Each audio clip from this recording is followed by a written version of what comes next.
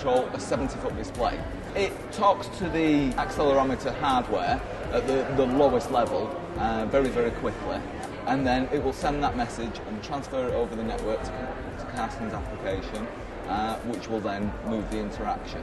Yeah, and the nice thing is all the interactions we end up using are quite gestural, so you either do the tilt movement or you use your finger on the screen to kind of draw figures. So what we get basically, if you tilt, you get kind of an orientation vector. So it's somewhere a point on a sphere which kind of moves around. Rotate around the sphere and you change the camera point accordingly, or the camera orientation accordingly.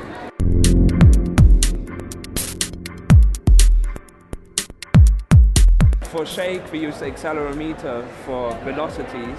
If you shake it really heavily, you get a really long vector.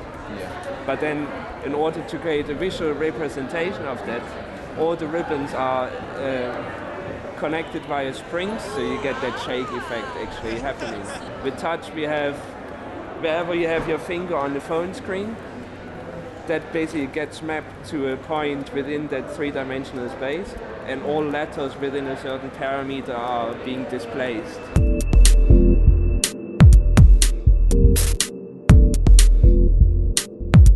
Right at the very start, before Carson even got in touch with me, I had a small application on my desktop. All it did was showed me the results from the accelerometer. First things were very, very raw outlines that were specified by Carson. I deal with lefts and rights and forwards and aways and just simple things. And I threw together an application that did this.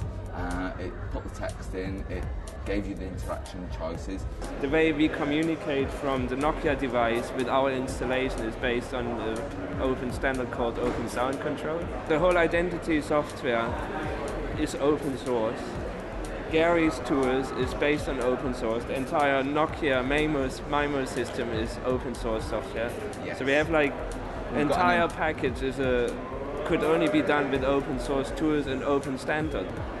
All the text you see on the ribbons is coming from RSS feeds, which we aggregate beforehand.